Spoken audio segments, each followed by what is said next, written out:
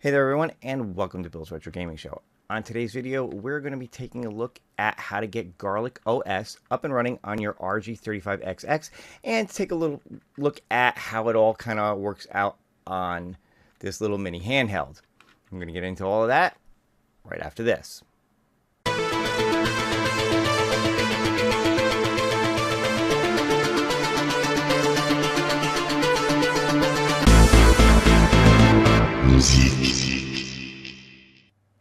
Alright everyone, thank you guys so much for tuning in. If this is your first time on the channel, be sure to hit that subscription button, click the notification bell if you want to be notified every time I put up a new video, give this one a thumbs up, and leave a comment below if you want to be part of the conversation. So today what we're going to be doing is we're going to be getting into upgrading the OS that comes with the RG35XX. We're going to be putting GarlicOS on this. Now, when the RG35XX comes, it has the stock OS on it. It does come on a single SD card. We're actually going to be doing a multi-card configuration, and I actually went out and bought two SD cards, one that's 32 gig, one that's 128 gig. I'll get into more of that as I show you how to do the upgrade. But let's dive in and let's get started on it. Alright, so as I said in the intro, the RG35XX does come with a single SD card that houses both the OS and the ROMs on it. And I'm going to be doing GarlicOS in a 2 SD configuration. I have one SD card that's 32 gig, and that's going to house the OS, and then a 128 gig, which is going to be for the ROMs. Now, one of the first things I would suggest is making a backup of the original, and then putting it somewhere safe in case you ever wanted to get back to the stock OS that the RG35XX comes with. So I've taken the SD card out and I've placed it in a card reader. And let me show you what we get here. When you put this in the card reader, it's actually going to come up with 4 drives. 2 of the drives are empty, and 2 of them actually contain the OS and the ROMs. So you'll see here, I have the F-ROM, which is volume MISC. This is the stuff for the OS, and J is the ROMs drive, and that's where all the ROMs are held. So going back to F here, you just want to do a copy and paste. Copy. I've already made a backup here, so if I were to paste, it would just be overriding what's here. But you get the idea. And then I would do the same thing with the ROMs. I would just take all of these. The nice thing about doing this is if you copy and paste this to your local, then you can put them onto the new ROMs drive for the GarlicOS. And same thing, I have a ROMs backup and paste, and it would go into here. All right, from here we're going to move on, and I'm going to show you where to go to get GarlicOS. Alright, so this is Black Seraph's website. They are the makers of GarlicOS, and you can see here that they have a Patreon that you can sign up for, and then they've got the different versions of GarlicOS depending on the handheld that you want to run them on. Now, we're primarily concerned with the RG35XX. That's the handheld I have. That's the one I'm going to be installing, so we will just click on this. And this will bring you to all the information for GarlicOS for Anbernic RG35XX. You can see the change logs and where they are right now. The current version is 1.4.6. And if I scroll all the way down, that is where I will find the files to be downloaded. Now for starters, you're going to want the ones that say micro SD card image, and you're going to download the .7z.001 and the .7z.002.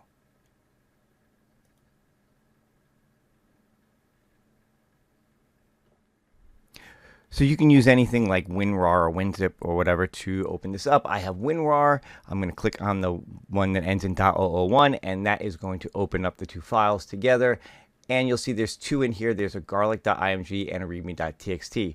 All you want to do is extract those to a folder. You'll see I have a folder set up for that already.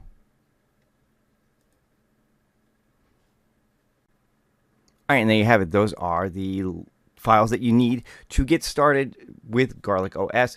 Now we'll move on to actually getting these onto the SD card so that they're usable within the RG35XX. Now to get this image onto the SD card, you're going to want to use something to flash the image to the SD card. I'm using Balena Etcher. This was one that was recommended to use for this purpose. There's probably others that you can use. I chose this one. Again, I'm going to try to link to everything in the description so that you know where to find it. So we're going to say flash from file, and you're going to, so it's flash from file, and you're going to pick the garlic.img. You're going to select your target. Make sure you select the right target. My SD card is in, and it is the F drive. And that's what this is. So this has this right here, generic mass storage USB, F drive, and flash. All right, we'll just sit back for a few minutes and let that go, and then I'll be right back. All right, so once it's done flashing, you may see some warning signs like this. You need to format the disk. You can just ignore those. And you can see here it's still doing the validation, but if you see any of those pop-ups, you can just ignore these for now.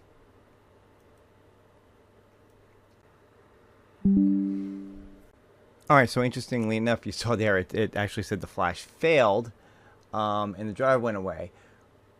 What was weird about that is I took the SD card out, I put it back in, and now everything seems to be there. So that may just be something weird with that particular program that I was using to flash, but it actually does look like it worked because we do have all these drives here. It's similar to the other OS. There are going to be some drives that we just don't use. So it is going to put it into 4 partitions, but only 2 of them are actually being used. On mine right now, we're seeing the F drive here is the OS, and the I drive is for BIOS and ROMs. And one of the first things I want to do is I want to take these and back them up, because the BIOS and ROMs are actually going to go onto the second SD card, because that's where the BIOS and ROMs are going to be placed for all the games that I want to use. So the easiest thing to do is just copy and paste that. And I'm going to put them in the same spot where I have my stuff for GarlicOS. I'm going to call this SD2 and paste them there. All right, and there you go. So now I have them backed up to be able to put onto the second SD drive. All right, so this next step is optional, but it is something you can do if you want. You can use a partitioning tool such as this mini tool partition wizard and use it basically to get access to whatever extra space you have left on the SD card. Now, depending on what size of SD card you've gotten, you really don't need a large one for just the OS. You can see here that the OS itself takes up about 10 megabytes, and there's about 3.2 gig allocated for the ROMs and everything else. That is my F drive and my I drive. Now, if I wanted to have more room for ROMs and things on the main SD card as well as on the second SD, what I could do is extend this partition to take up the rest of the space, and that's exactly what I'm going to do. So with this particular tool, I'm just going to right-click, say extend, and tell it to take the free space. And there you go. So that is set to now take up the rest of the space. I will just hit apply. And let it do its thing. Another good reason to back up the stuff from that drive is if something goes wrong with this, you still have them.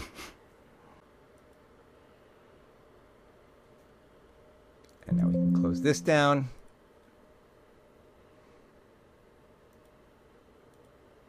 And this is now the iDrive, still has the BIOS, CFW, and ROMs folder on it.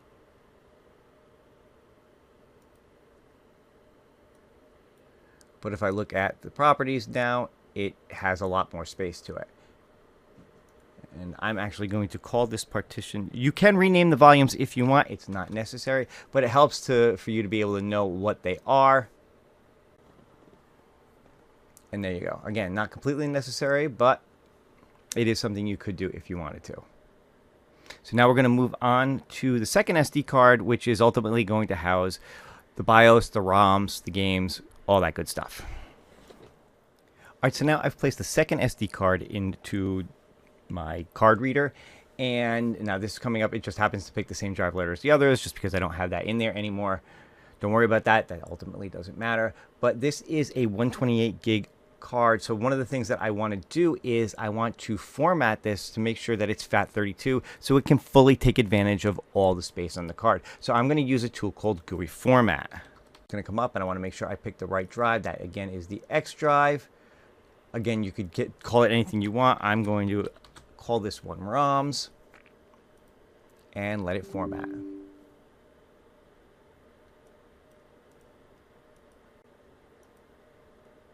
And there we go.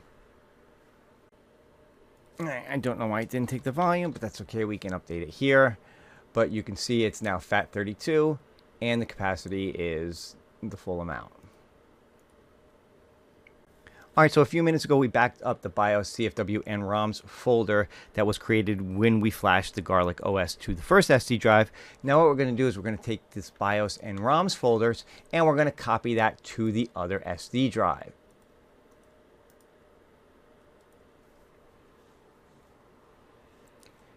And literally, that is all you need to be up and running with GarlicOS. However, there are a few things that you can do. First off, you're obviously going to want some ROMs here. You can see if I go into the ROMs folder that it has set everything up into their own separate folders.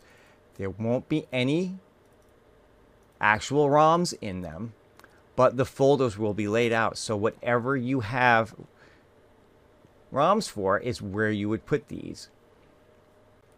So for instance, if I go back to my original ROMs backup, and let's say I want to take all my Game Boy Advance games. These are all the ones that came originally with the RG35XX. So I can copy this and go to the ROMs, to the GBA folder, and just paste them right in. Now, you can certainly go ahead and copy and paste all of the original ROMs that you received with the RG35XX, or if you have your own ROMs that you'd rather use instead of the ones that it came with, you can do that. One of the things you're going to notice with GarlicOS is that it actually gives you access to more emulators than the stock OS did with RG35XX, and I'll point that out in a minute once this is done copying. All right, so going back to the ROMs folder that got created on the SD card, you'll notice there's a lot of folders here for a lot of systems that weren't on the original OS stock that came with the RG35XX, such as Amiga, Atari, Atari ST, Coleco, Commodore. I'm not even sure what 800 is. The Fairchild, Intellivision, Jaguar, Lynx, Neo CD, Neo Geo. So you can see there's a lot of things on here that Vectrex was not on before. So there's definitely some things that you can do with this that you couldn't do with the others. Now, how well they play on the RG35XX, I'll have to check out. That may be a separate video where I test out, the playability of some of these. We'll see. But for now, what I'm going to do is I'm going to finish copying over the ROMs that I want and then test out the system itself. Now, before I do that, there is one other thing that I want to point out, is that you do have a folder here for BIOS. Now, some of the systems may require a BIOS, whereas for some of them, they're optional. Now, again, the BIOS files are proprietary, so I cannot point out a place to get them. But if you have the BIOS for systems like NES or Game Boy or things like that, this is the folder where you would put those those. Now, again, for some of them, it may be necessary. For others, it's not necessarily necessary. Like I will tell you that for things like Game Boy and Game Boy Color, while you do not need them, if you have the ROMs and you put them in here, you will get the Game Boy logo to come up when you bring up a game, like it would in the original system. Without the BIOS, it just skips the logo part and loads right into the game. So there's things like that. So again, if you have the BIOS for any of the systems, this is where you would put it. I think the only exception is Neo Geo. I think the Neo Geo BIOS, if you have that, will have to go into the Neo Geo folder, but all the others would go into this BIOS folder. So let me get the things that I have copied onto this SD card, and then I'll come back and I'll show you what it looks like on the RG35XX. All right, and one last thing before I wrap this up and then show you what GarlicOS actually looks like on the RG35XX. I want to talk about updating, because the GarlicOS is constantly being updated. Again, you can see through the changelog here, kind of went through that in the beginning. But again, if you go back to Black Seraph's site and go to where the RG35XX stuff is, you will see at the bottom here that they do have these two files here. This is the copy paste on top of stock 1 and 2. So if you need to update your GarlicOS and you don't want to wipe it out and start from scratch, you can get these two files to do the update. So just let those download. And then I will bring this up.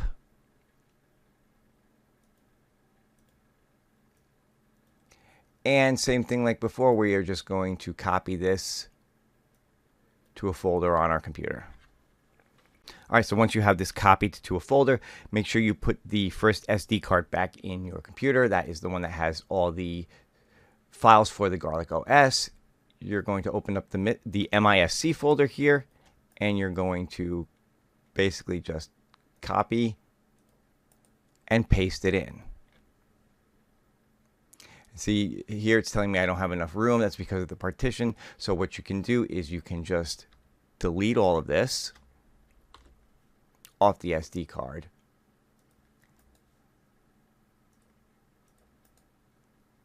And then copy and paste. Going back to the update, you're going to go to the ROMs folder. You're going to go to the CFW folder, and the easiest thing is to just copy the whole thing over, like so. And then once you've done that, you're done, and you have the most up-to-date version of GarlicOS. So now with that done, let's move on, and let me show you what it looks like running on the RG35XX. All right, everybody, welcome back. That is all the steps that it takes to get GarlicOS running on your Anbernic RG35XX. Now what I want to do is take a couple of minutes and just show you off a little bit of the features and maybe a little gameplay. So let's check that out. All right, so here we are running GarlicOS on the RG35XX. This, as far as I'm aware, is the latest version of the GarlicOS, version 1.4.6. And here's the menu layout. You have an area for recent, where you can kind of scroll through the games that you've played recently, which I think is a really neat feature. Back to the menu. I want B to go back. There you go. You have a list of favorites. You have all the consoles, and you have RetroArch. Now, going into RetroArch is where you will get into the main settings. I know it's probably hard to see that for the angle where I have the camera, but this is where you get into all the little nuances of RetroArch. I'm not going to go into that for the purposes of this video. If you are familiar with RetroArch and some of the different things that you can do, like changing the different cores that run the different emulators, having playlists, all that kind of good stuff, this is where you would go through all of that.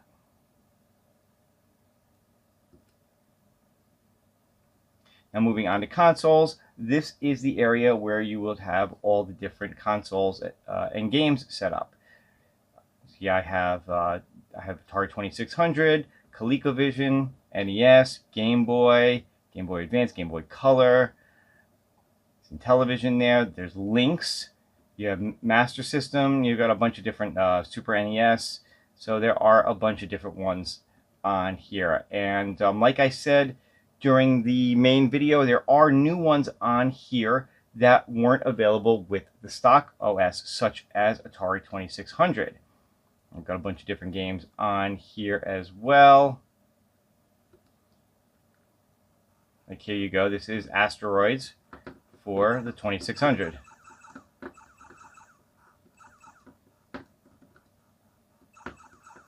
And of course, 2600 games play perfectly, no issues at all. Hold down the menu button. Sorry, just press the menu button and you can get back. And B to go back, and here we are. Another one to show you is Lynx.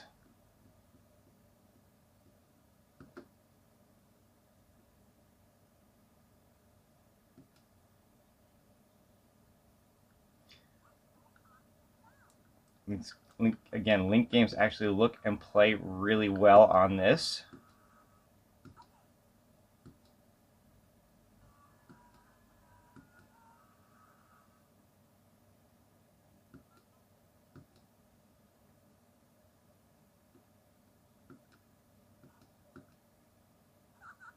Yeah, I can honestly say I don't know how to play this particular golf game at all, so we're going to get out of that. I don't know why I picked that one. It was just the first thing that came up. But yeah, I mean, Lynx games definitely play well on this. You can see I've got a bunch of them on here. I will be diving more into those later on.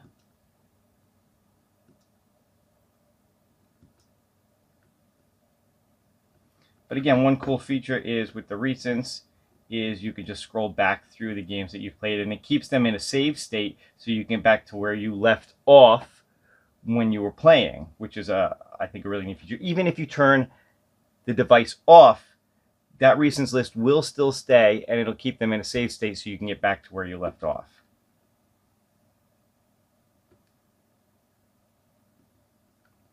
One thing I have not done is I have not added any Jaguar games to this. I'm going to be curious to see how those work on this. PlayStation, I understand, is a little weird. You can only use particular file types on it. I forget what they are. I think they might be CHD or something like that. I forget. But I have to look at that a little bit closer again and just see what's going on there. Now, the original had Neo Geo, and they still look and play great on here as well. Now, there are other things you can do with this as well, such as with the Game Boy games. When you are in a Game Boy game, actually let me get back to the game I was playing, Pokemon Crystal, and if I hold the menu and X, I can get into a quick menu for Game Boy games, and I can change some different things like aspect ratio and the coloring that it uses and different things like that. Again, I have to kind of play around with this a little bit more and get more info on some of how that works. But my point that I wanted to say with that is that this is a lot more robust operating system than the one that comes with the RG35XX. Like I said, if you wanted to just keep the stock, that's perfectly fine. It's very simple, very easy to get around in. If you want something that is still pretty easy to use, will give you access to more games. These ColecoVision games on here, and television games, like I said. And give you a little more nuance over the operating system, let you be able to change and do more things with this, then upgrading to GarlicOS is certainly a way to go.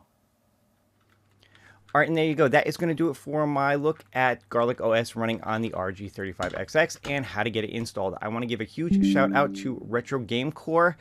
It was their tutorial that I used to figure out how to do this and to make this video. So if you want more information, they have also put out a great tutorial, both written and on YouTube. I will have a link to that in the description below, along with the link to how to get the GarlicOS, how to get to Black Seraph's website for the GarlicOS operating system files and some of the tools that I used to get them onto the SD cards.